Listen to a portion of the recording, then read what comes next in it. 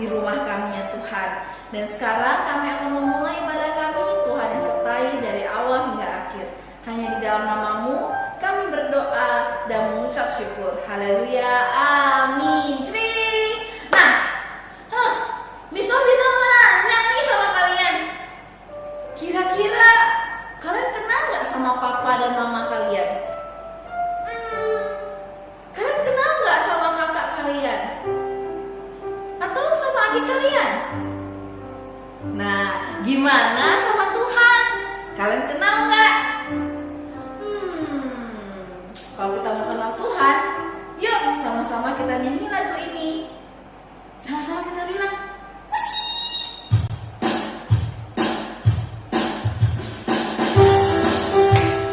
jangan lupa ya buat gerakannya juga sama-sama Miss.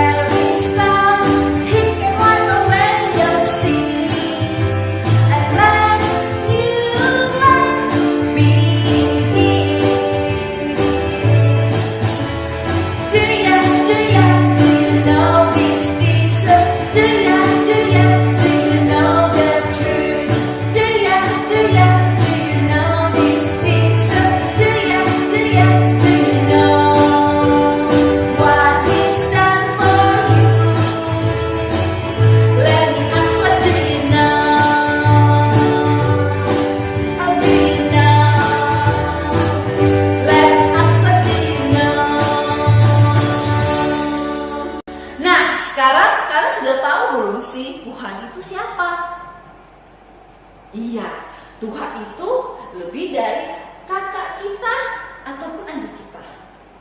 Dia lebih dari apapun, karena Yesus adalah sahabat kita. Ya, sama-sama kita angkat pujian ini.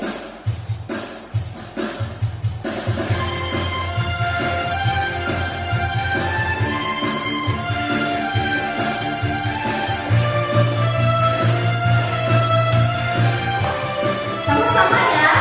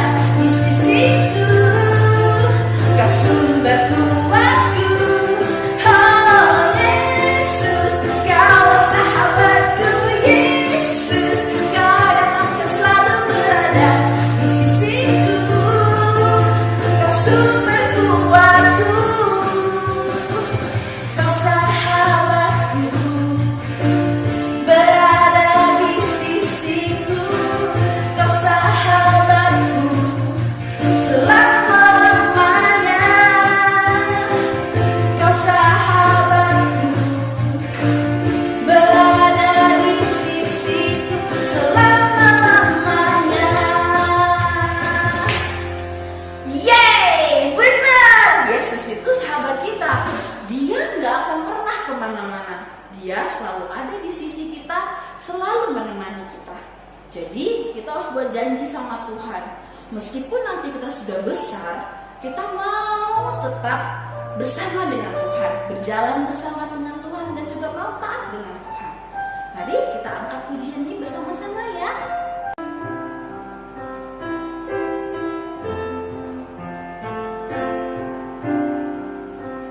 Yesus sahabatku, Kau mati bagiku, besarlah kasih-Mu, sahabat dan Tuhanku, sampai ku besar nanti, sampai aku mati. Ku kan ingat selalu Yesus sahabatku dan Tuhanku. Mari dengan sikap berdoa kita sama-sama angkat pujian. Yesus sahabatku, Kau mati bagiku, besarlah kasih-Mu, sahabat dan Tuhanku, sampai ku besar nanti, sampai aku mati. Ku kan ingat selalu Yesus sahabatku, sampai ku besar nanti, sampai aku mati. Ku kan ingat selalu Yesus sahabatku dan Tuhanku. Yesus sahabatku dan Tuhanku. Yesus sahabatku dan Tuhanku.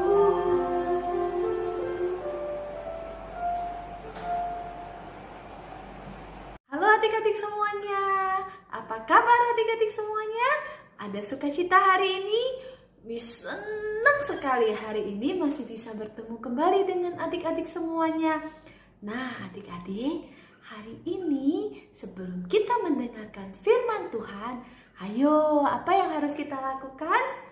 Pinter adik-adik semuanya, kita harus berdoa terlebih dahulu. Ayo semuanya, bagaimana sikap berdoa yang benar? Miss mau lihat. Pinter adik-adik semuanya, pinter. Lipat tangannya, tutup matanya, ayo kita berdoa. Bapa yang maha baik, Tuhan terima kasih untuk semua anugerah dan kebaikan Tuhan dalam hidup kami. Kami bersyukur Tuhan pada hari ini kami masih boleh berkumpul bersama melalui ibadah online kami. Bapa, kami akan mendengarkan firman Tuhan. Kiranya Tuhan yang memimpin, yang menyertai kami. Berikan kami hati yang siap untuk mendengarkan. Ajar kami Tuhan, agar kami boleh mengerti dan memahami firman-Mu. Terima kasih Bapa yang maha baik. Terpujilah nama-Mu Tuhan. Dalam nama Tuhan Yesus, kami anak-anak-Mu berdoa. Amin. Pinter adik-adik semuanya. Nah, adik-adik pernah nggak merasa kecewa, sedih karena misalnya mama dan papa tuh pernah berjanji sama adik-adik, tapi mama papa lupa tidak memenuhi janjinya. Misalnya tuh adik-adik pada saat nanti ujian, mama janji, nanti kalau kamu dapat juara 1, mama beliin hadiah yang kamu mau. Atau nanti pada saat itu papa bilang, nanti kalau misalnya kamu naik kelas, papa beliin deh mobil-mobilan yang kamu mau. Ternyata pada saat kita dapat juara 1, Mama lupa karena Mama terlalu sibuk bekerja. Mama lupa dia pernah janji sama kita. Atau pada saat kita udah naik kelas, Papa lupa beliin hadiah untuk kita. Lalu kita merasa sedih dan kecewa. Nah, adik-adik pernah nggak seperti itu? Kecewa, sedih, marah. Pernah nggak? Nah, terkadang Papa dan Mama atau siapapun mungkin bisa lupa dengan janjinya kepada kita. Terkadang bukan sengaja, tapi mereka juga manusia yang punya keterbatasan. Terkadang mungkin sibuk, terkadang banyak pekerjaan. Akhirnya lupa sama apa yang sudah mereka janjikan. Tapi di dalam Alkitab ada satu orang yang akan selalu menepati janjinya. Tidak pernah lupa akan janjinya kepada kita semuanya. Nah, siapakah orang ini? Ayo kita cari tahu sama-sama ya. Siapakah orang ini? Adik-adik masih ingat gak ketika Tuhan Yesus naik ke surga? Murid-muridnya sangat sedih karena mereka akan ditinggalkan oleh Tuhan Yesus yang sangat mereka kasihi. Tetapi Tuhan Yesus menghibur mereka. Katanya, "Jangan sedih. Aku tidak akan meninggalkan kamu sendiri. Aku akan memberi seorang penolong yang lain, yaitu Roh Kudus. Ia akan menyertai dan menolong kamu selama-lamanya. Tunggulah di Yerusalem." Itu janji Tuhan Yesus pada murid-muridnya. Murid-murid percaya pada janji Tuhan. Mereka lalu pergi ke Yerusalem dan tinggal di situ menunggu hingga datangnya Roh Kudus. Apa yang mereka lakukan selama mereka menunggu? Mereka berkumpul di sebuah rumah dan berdoa bersama. 1 hari, 2 hari, mereka menanti sambil berdoa kepada Tuhan. 3 hari, 4 hari, 5 hari, Roh Kudus belum juga datang. Mereka terus berdoa. 6 hari, 7 hari, 8 hari, 9 hari, Roh Kudus belum juga datang. Tetapi pada hari yang ke-10, ketika mereka sedang berdoa bersama, tiba-tiba terdengarlah suara angin yang kencang sekali.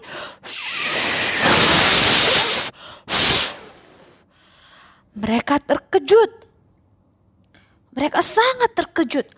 Ada apa ini? Mereka saling berpandangan. Dan apa yang mereka lihat? Lidah api. Ada lidah api yang hinggap di atas kepala mereka. Tetapi aneh, rambut mereka tidak terbakar. Itulah Roh Kudus. Roh Kudus yang dijanjikan Tuhan Yesus. Tiba-tiba saja hati mereka penuh dengan sukacita. Mereka menyanyi dengan wajah yang berseri-seri. Mereka memuji Tuhan. Roh Kudus sudah datang. Tuhan menepati janjinya. Orang-orang di luar rumah mendengar bunyi deru angin itu. Mereka ingin tahu apa yang sedang terjadi, sehingga mereka beramai-ramai datang dan berkumpul di depan rumah itu.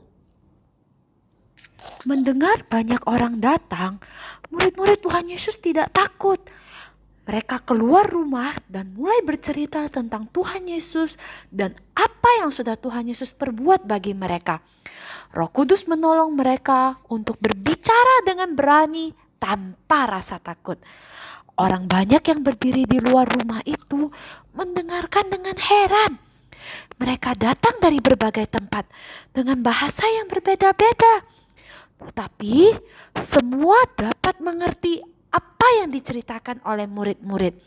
Roh Kudus menolong murid-murid sehingga mereka dapat berbicara dalam bahasa-bahasa yang berbeda-berbeda yang tidak pernah murid-murid pelajari sebelumnya.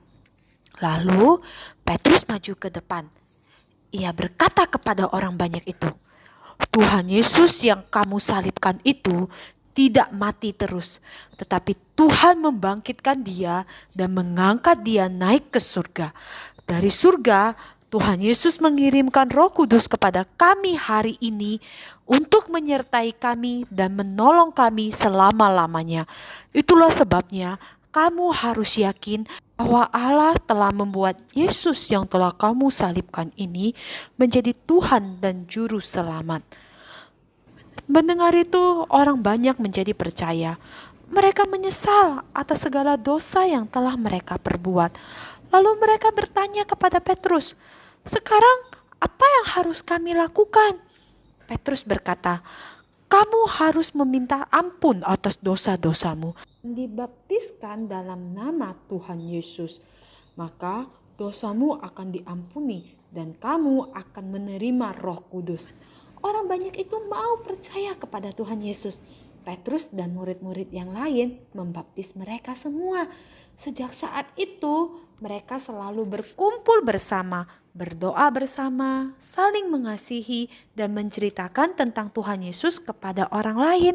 Dan setiap hari semakin banyak orang yang percaya kepada Tuhan Yesus. Nah, adik-adik, Tuhan Yesus sekarang ada di surga. Dan dari surga Tuhan Yesus mengirimkan Roh Kudus untuk menyertai murid-muridnya selama-lamanya. Roh Kudus memberi kekuatan dan keberanian kepada murid-murid Tuhan Yesus untuk menjadi saksi Tuhan. Untuk dengan berani menceritakan tentang Tuhan Yesus dimanapun murid-murid berada. Dimanapun mereka berada, mereka tidak lagi takut untuk menceritakan tentang Tuhan Yesus, untuk menjadi saksi bagi Tuhan Yesus. Dan Tuhan Yesus menepati janjinya bahwasanya Tuhan tidak akan pernah meninggalkan murid-muridnya. Dan Tuhan akan mengirimkan Roh Kudus yang akan selalu menyertai dan menolong murid-muridnya dimanapun murid-muridnya berada, ketika murid-muridnya menceritakan tentang Tuhan Yesus. Jadi adik-adik harus ingat, lihat Tuhan yang sudah menepati janjinya kepada murid-muridnya, Tuhan Yesus juga yang akan selalu menepati janjinya kepada kita semua. Kepada kita semua anak-anaknya, Tuhan tidak pernah lupa akan janji-janjinya. Dia selalu menepati semua yang sudah Dia janjikan kepada murid-muridnya dan kepada kita semua. Dan adik-adik harus ingat, harus berani seperti murid-murid Tuhan Yesus yang lain.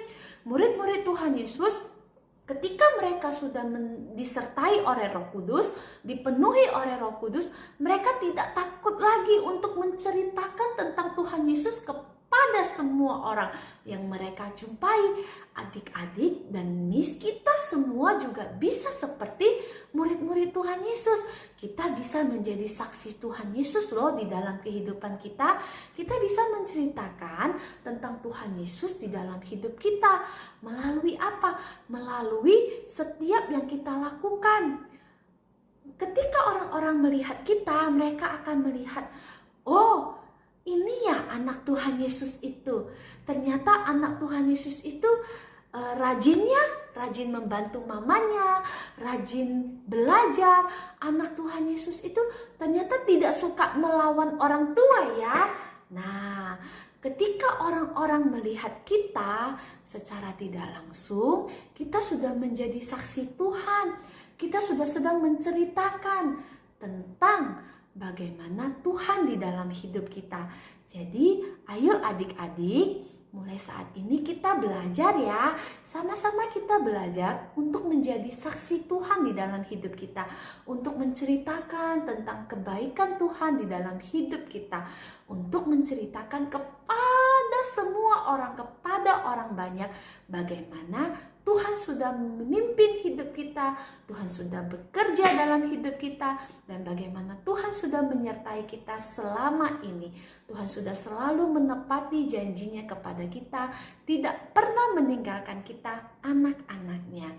Baiklah adik-adik, ayo sama-sama saat ini kita berdoa ya. kita sama-sama rindu agar kita bisa Tuhan beri kekuatan untuk boleh menjadi saksi Tuhan di tengah-tengah kehidupan kita. Ayo kita berdoa. Bapa yang Maha Baik, Tuhan terima kasih untuk semua anugerah dan kebaikan-Mu. Tuhan, penuhi kami dengan kuasa Roh Kudus-Mu Bapa, seperti Engkau memenuhi murid-murid-Mu. Kami rindu Tuhan yang memenuhi kami pula dengan kuasa Roh Kudus Tuhan, sehingga kami boleh menjadi saksi Tuhan di tengah-tengah kehidupan kami, menjadi saksi Tuhan bagi orang banyak. Bagaimana Tuhan yang selalu menyertai kami, menepati setiap janji-Mu kepada kami. Terima kasih Tuhan, terima kasih Bapa, terpujilah nama-Mu. Dalam nama Tuhan Yesus kami anak-anak-Mu berdoa. Amin. Sampai jumpa minggu depan adik-adik. Tuhan Yesus memberkati.